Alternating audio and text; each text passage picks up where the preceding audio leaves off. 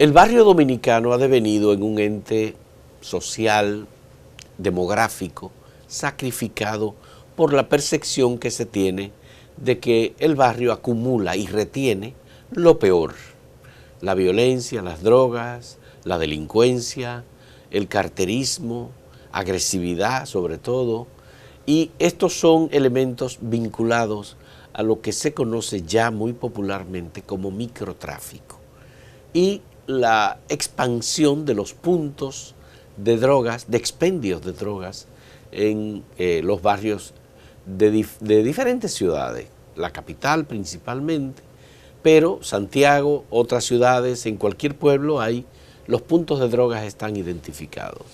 Hubo un momento incluso en que un jefe de la Dirección Nacional de Control de Drogas identificó que teníamos aproximadamente 40.000 puntos de drogas.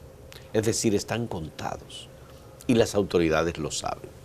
Hemos invitado a Daniel Pou, que es un estudioso del fenómeno de la seguridad ciudadana, pero que también conoce con muchos detalles el tema del efecto del microtráfico en el barrio y cómo se deriva hacia la ciudadanía en términos de salud y de seguridad ciudadana este fenómeno de la distribución de drogas prohibidas. Muchas gracias, Daniel, por aceptar esta conversación con nosotros.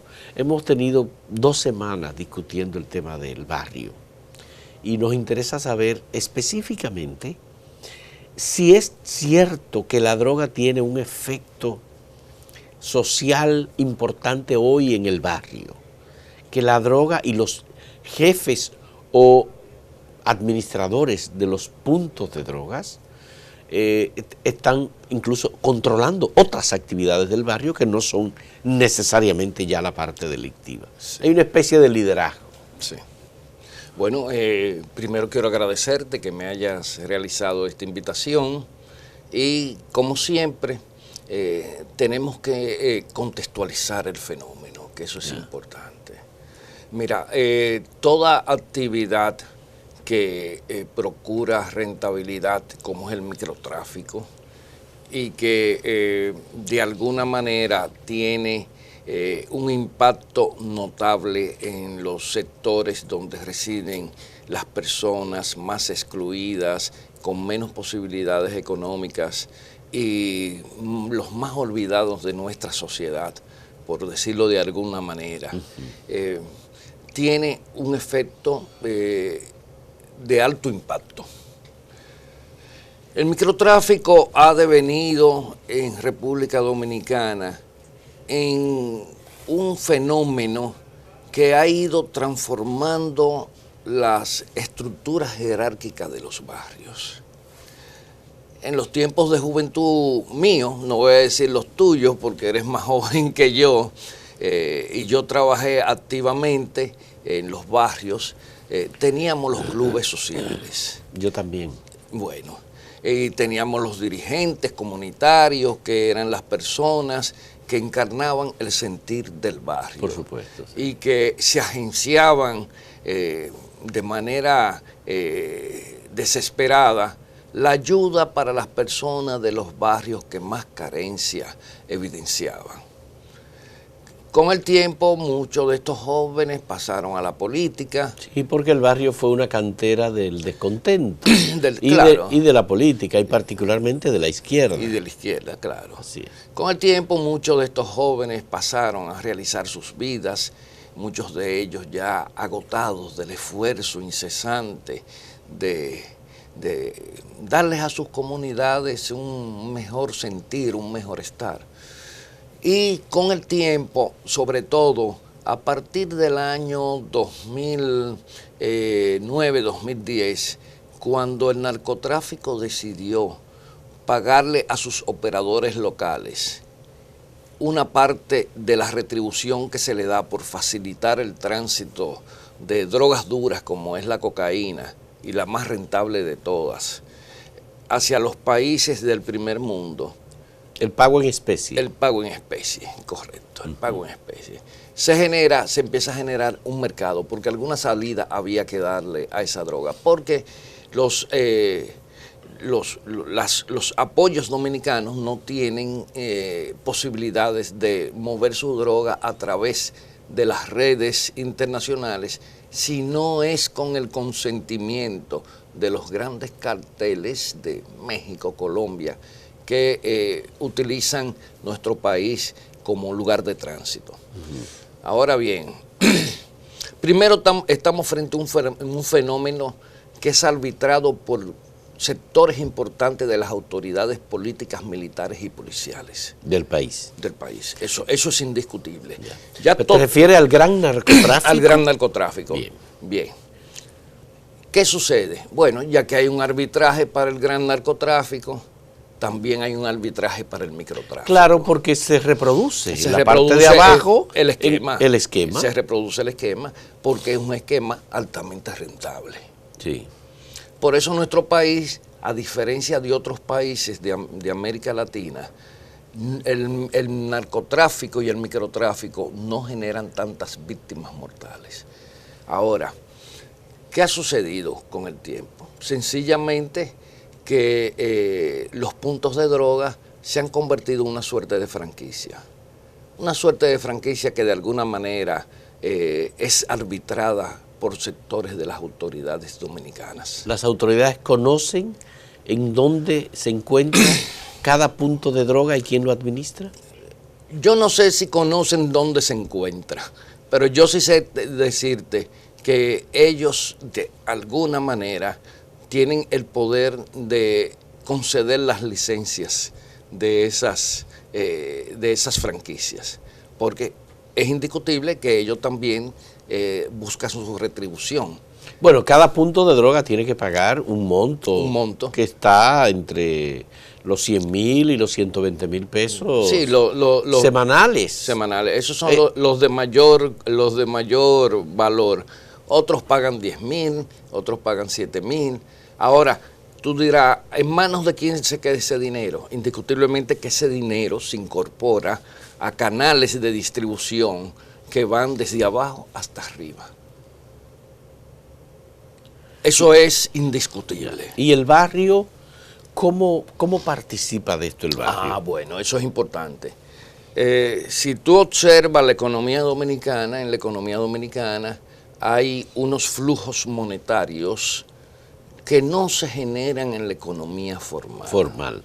Entonces, esos flujos forman parte de la economía del microtráfico.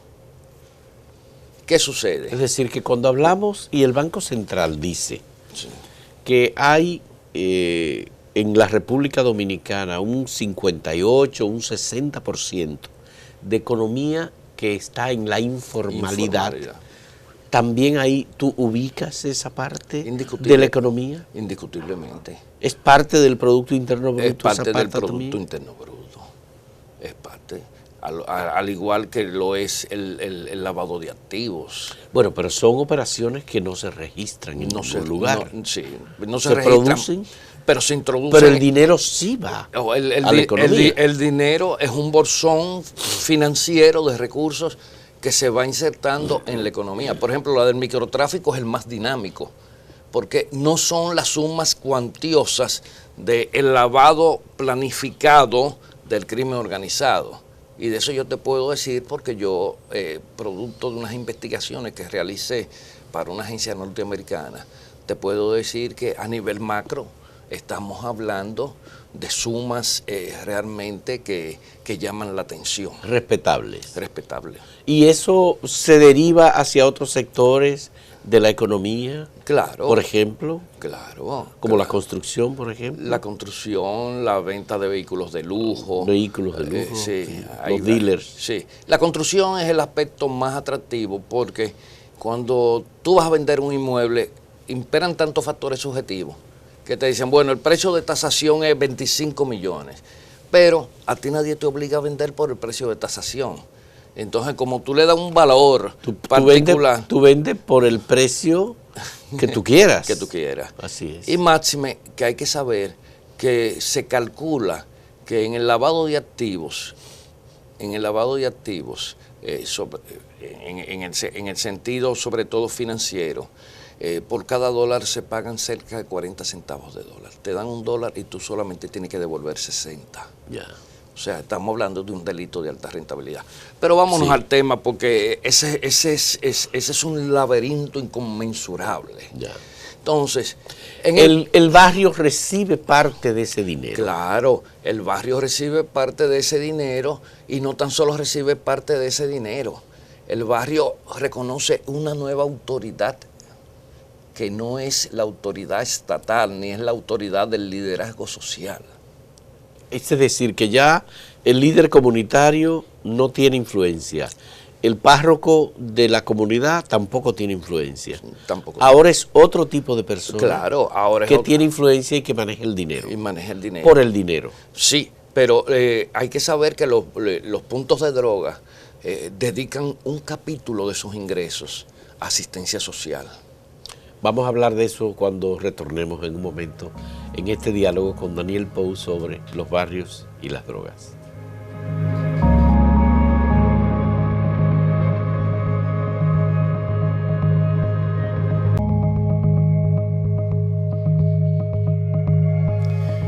Daniel, nos interesa que tú des una explicación un poco más detallada de ese nuevo liderazgo social que hay en el barrio. Sí. Porque si no es el cura, si no es el maestro, si no es el líder comunitario, el dirigente del club cultural, ¿quiénes son esos nuevos líderes?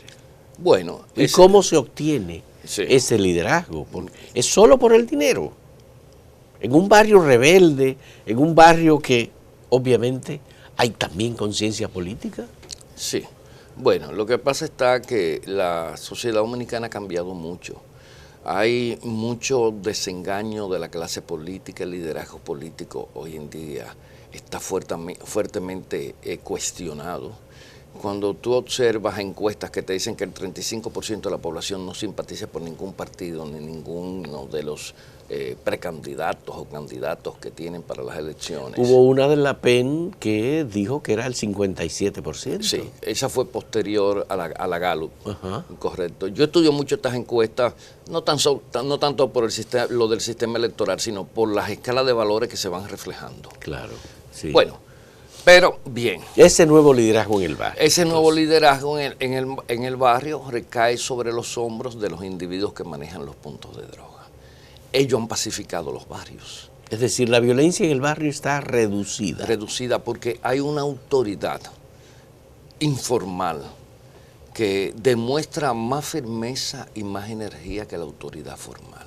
Y aparte de que ya esto se ha empezado a experimentar en algunos países de Centroamérica, aparte de que ellos dicen que tienen que tener lugares que no les atraiga la atención de las autoridades. Es decir, tienen que invisibilizar el Invisibilizar en términos de conflictualidad De conflicto, el sí, barrio. social. Se dan los temas de las desavenencias, conflictos dentro de los hogares, etcétera, etcétera.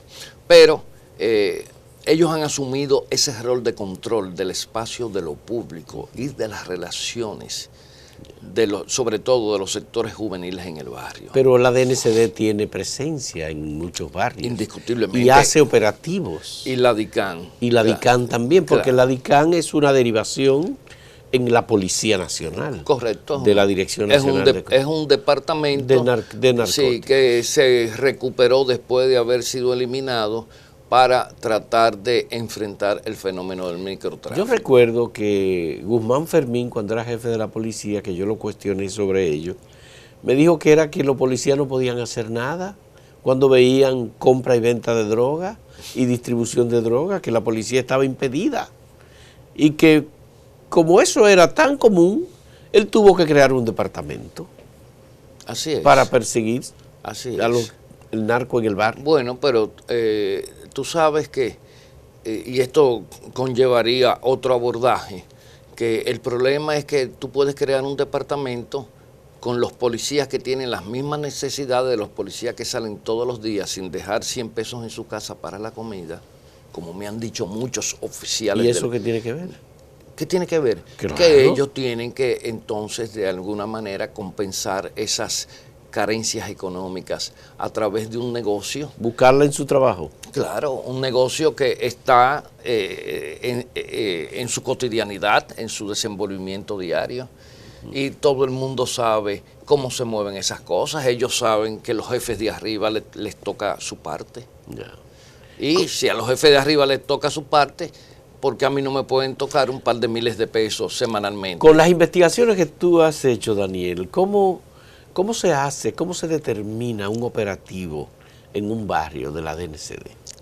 Bueno, lo primero está que, y hay que abordar este punto, es que el microtráfico ha creado redes de autoprotección en los barrios.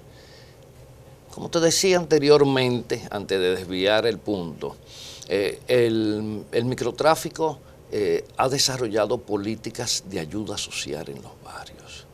Yo incluso he contactado con comerciantes de la parte alta de la ciudad y me han comentado que llegan individuos y le compran de contado y no le interesa ni factura ni nada, neveritas, camitas, estufitas, cilindros, tanques de gas, o sea, para habituallar incluso hasta ancianas que están abandonadas a la buena de Dios en esos barrios, que la hija que vivía con ella se le murió, la ha dejado con 3 nietos que tiene que terminar de criar. ¿Y ellos resuelven eso? Ellos resuelven ese tipo de problemas. Un apoyo de alto impacto social. Y a cambio de eso, la casita de la anciana se convierte en parte de la red de abastecimiento de los... Y eso no es una réplica de lo que hizo en Bogotá Pablo Escobar. Correcto, correcto. Porque en un barrio que él, obviamente, donde vivía y donde él se desarrolló como niño, sí, él lo convirtió en un lugar muy seguro. Sí, sí, sí. Claro, él era el jefe. Claro, él llegó a construir un proyecto que todavía hoy en día es uno de los grandes proyectos habitacionales de Bogotá. Así es. Y porque Pablo Escobar tenía tantos recursos que hasta ofreció pagar la deuda externa de su país. Sí. Imagínate, la gente no sabe la cantidad de dinero que genera el tráfico de cocaína. Te puedo decir que es el negocio más competitivo que existe hoy en día.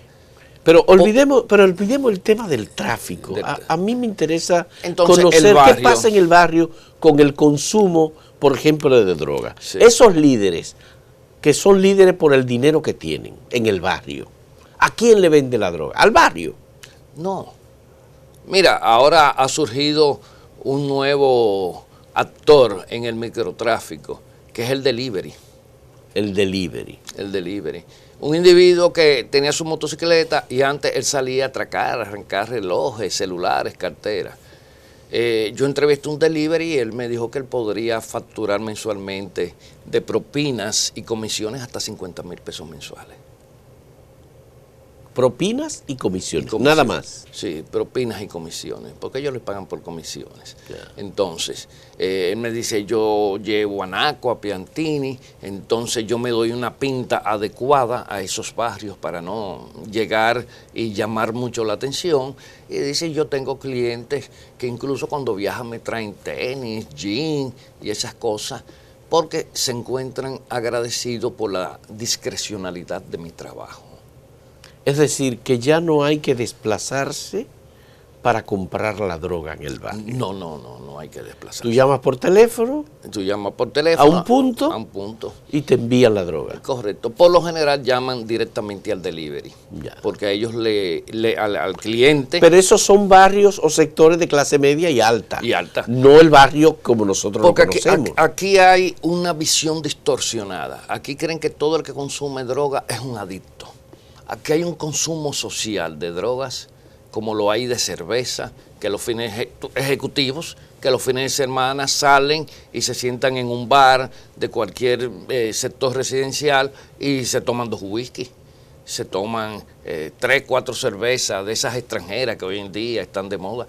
Y asimismo hay otros que después que se toman la cerveza llaman a su delivery para que le lleve 1 o 2 gramos. tienen un encuentro social en su casa. Las ponen en bandeja, las rayas, para que cada cual esnife como si fueran los bocadillos. Entonces, porque ese fenómeno lo vi yo en Europa. Por ejemplo, en Canarias, donde yo viví muchos años, se estilaba entre sectores que eran médicos, ingenieros, abogados, hasta neurólogos la consumen, porque hay que darse cuenta que no todo el que, como te decía anteriormente, el que la consume es un adicto. Hay personas que la consumen con carácter social, como el que se toma 2 tragos el fin de semana o 3 tragos a la semana, tiene un control estricto. Además se crean redes de confianza porque claro, el delivery te va a dar una determinada calidad. Eso es otra cosa. Por otra, ¿me entiendes? Eso es un aspecto fundamental, la competencia por la calidad. Mientras menos corte, más calidad. No sé aquí porque nunca he escuchado información sobre eso, pero por ejemplo en Europa una cocaína de un 17% de pureza es óptima. Incluso pocos cargamentos que llegan a Europa llegan a tener un 17% de pureza. Sí. Vamos a hacer una última pausa en este diálogo con Daniel Pou sobre las drogas en el barrio dominicano.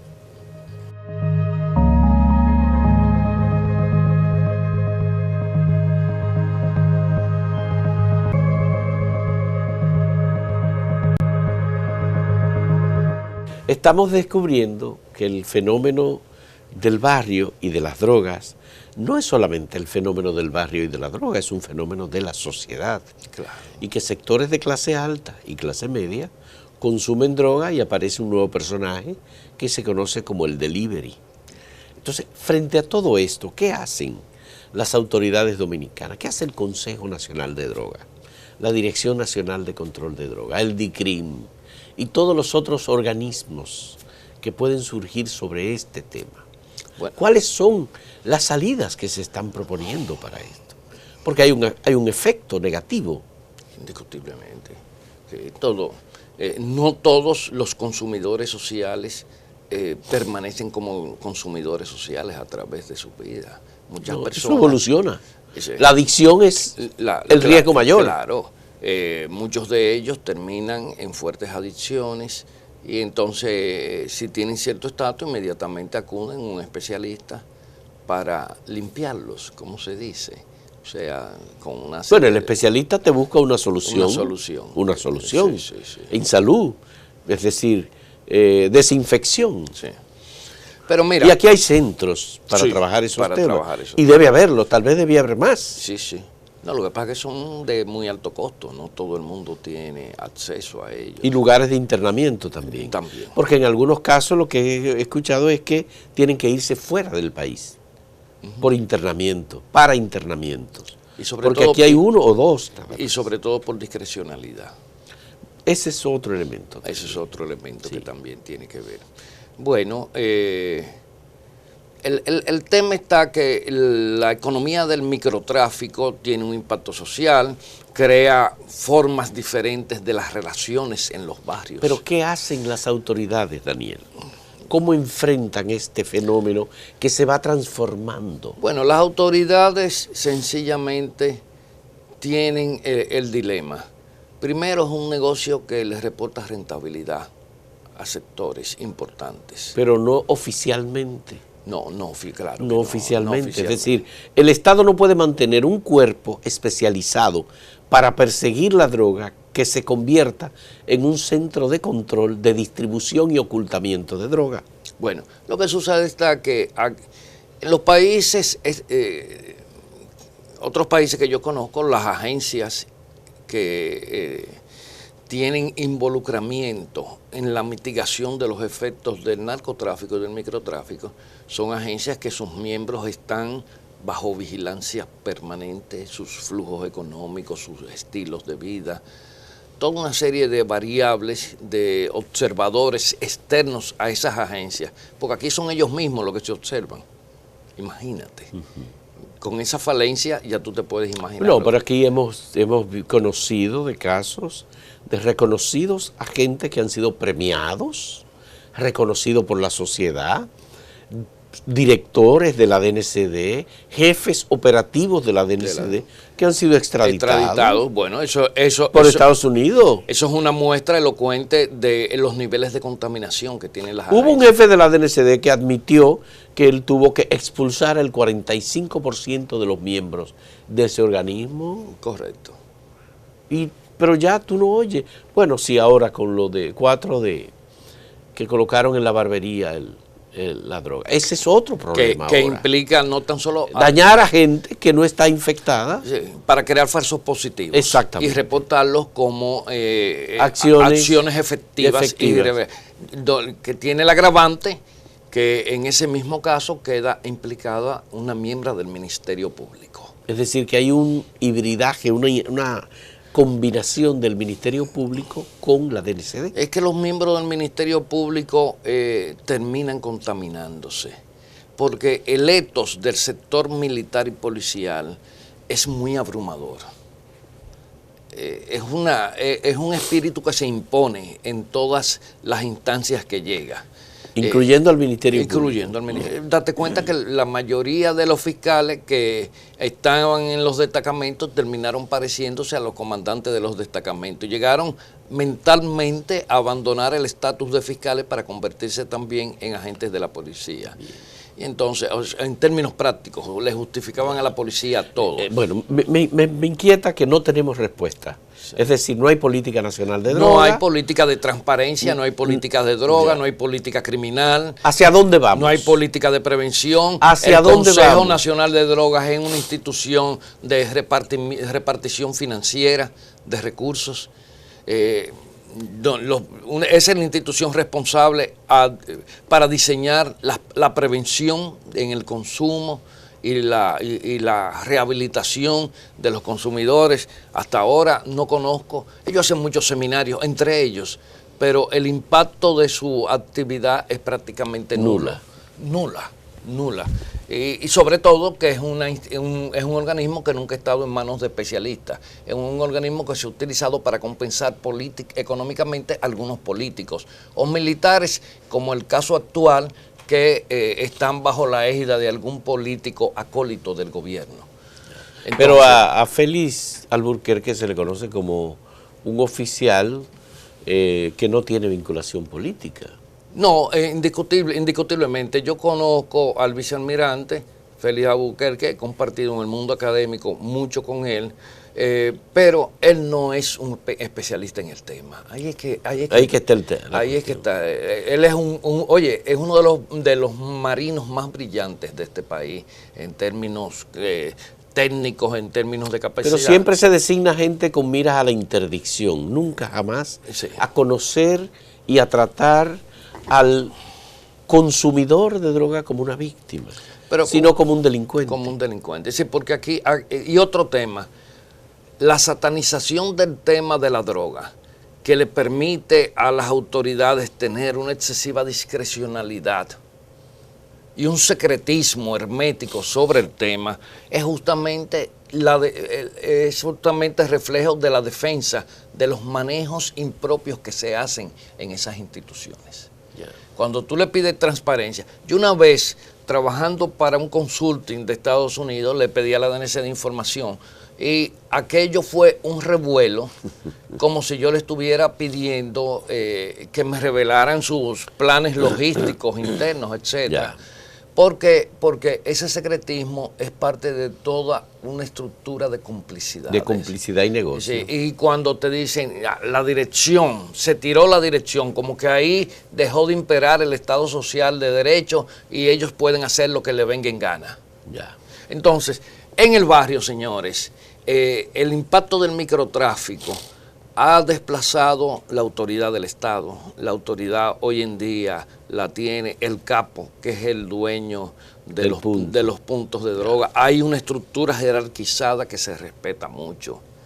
Porque se respeta por la capacidad de violencia. La capacidad de violencia y también por el auspicio económico. Bien. Entonces, definitivamente el Estado ha ido perdiendo su autoridad, va languideciendo. Los agentes del Estado, pues del gobierno, aprovechan esta situación y a partir de ahí lo que se enrolan en la dinámica terminan resolviendo sus temas personales a través del delito. Eso es lamentablemente la realidad. Agradecemos a Daniel Pou que haya aceptado participar y ofrecernos sus opiniones y puntos de vista e informaciones que maneja sobre este tema, y lo dejamos nada más que como una preocupación. El país tiene que avanzar y salir adelante con asuntos como este, a lo que hay que ponerle mucha más atención que la que estamos dándole en este momento. Muchas gracias, Daniel. Gracias. Y gracias a ustedes por acompañarnos.